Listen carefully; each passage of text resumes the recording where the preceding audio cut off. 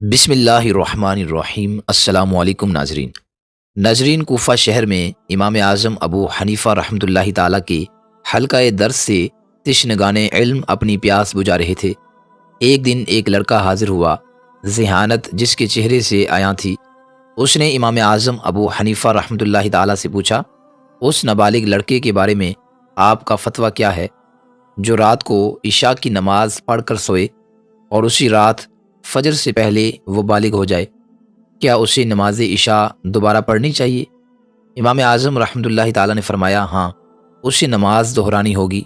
یہ سنتے ہی وہ لڑکا اٹھا اور مسجد کے ایک کونے میں جا کر نماز پڑھنے کھڑا ہو گیا۔ امام صاحب نے اس نوجوان کو دیکھ کر ارشاد فرمایا، یہ لڑکا انشاءاللہ تعالیٰ ترقی کرے گا۔ پیارے دوستو، زمانے کی آنکھوں نے دیکھا کہ امام اعظم ابو حنیفہ رحمۃ اللہ تعالیٰ کی نظر فیض اثر پانے والا یہ نو عمر لڑکا اپنے وقت کا امام بنا اور دنیا میں آج تک امام محمد بن حسن شیبانی رحمۃ اللہ تعالیٰ کے نام سے مشہور و معروف ہیں۔ امام اعظم ابو حنیفہ رحمۃ اللہ تعالیٰ کا فرمان پورا ہوا اور آپ رحمۃ اللہ تعالیٰ مجتہد فی المذہب کے منصب پر فائز ہوئے۔ آپ رحمۃ اللہ تعالیٰ کی پیدائش مبارکہ 132 ہجری کو عراق میں ہوئی۔ آپ رحمۃ اللہ تعالیٰ کا نام محمد بن حسن اور کنیت ابو عبداللہ ہے۔ ناظرین، اس واقعے کے کچھ ہی عرصے بعد آپ رحمۃ اللہ تعالیٰ امام اعظم ابو حنیفہ رحمۃ اللہ تعالیٰ کی بارگاہ میں علم فقہ سیکھنے کے لیے حاضر ہوئے۔ امام صاحب نے فرمایا کہ پہلے قرآن پاک یاد کر کے آؤ۔ آپ رحمۃ اللہ تعالیٰ ایک ہفتے میں قرآن پاک حفظ کر کے دوبارہ حاضر خدمت ہو گئے اور امام اعظم ابو حنیفہ رحمۃ اللہ تعالیٰ نے انہیں اپنی شاگردی میں قبول فرما لیا۔ آپ رحمۃ اللہ تعالیٰ نے امام اعظم اور امام ابو یوسف رحمۃ اللہ تعالیٰ علیہما سمیت امام مالک، امام اوزاعی، امام سفیان ثوری اور عمر بن زر رحمۃ اللہ تعالیٰ علیہم اجمعین جیسی عظیم ہستیوں سے علم حاصل کیا۔ آپ رحمۃ اللہ تعالیٰ کی شخصیت کا ایک منفرد پہلو یہ بھی ہے کہ مذاہب اربعہ حنفی، شافعی، مالکی اور حنبلی میں سے ہر ایک نے آپ سے بلا واسطہ یا بالواسطہ استفادہ کیا ہے۔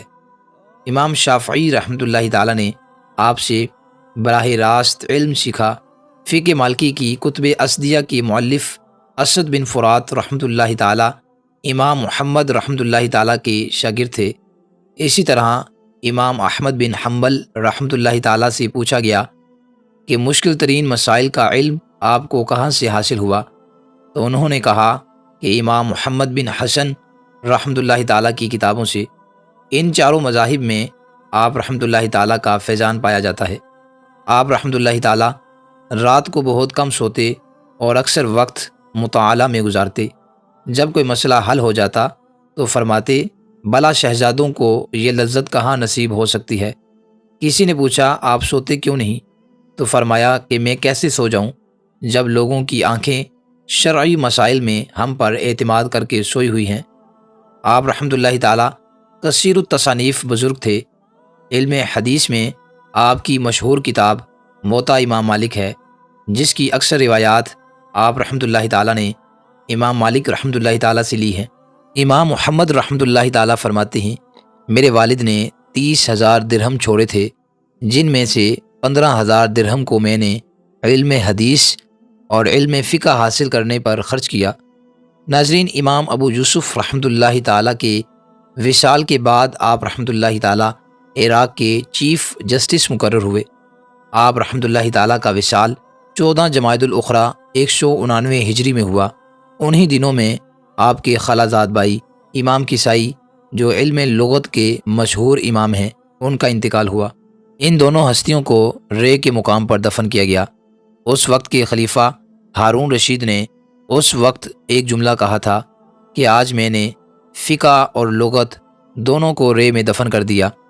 کسی نے امام محمد رحمۃ اللہ تعالیٰ کو خواب میں دیکھ کر پوچھا، کیف کنت فی حال النزع؟ آپ نے حالت نزع کو کیسا پایا؟ آپ رحمۃ اللہ تعالیٰ نے ارشاد فرمایا کہ میں اس وقت مکاتب غلام کے متعلق فکر و تعمل میں کھویا ہوا تھا، مجھے تو پتہ ہی نہیں چلا کہ میری روح کب نکلی۔ اللہ رب العزت آپ رحمۃ اللہ تعالیٰ کی قبر انور پر کروڑوں رحمتوں کا نزول فرمائے۔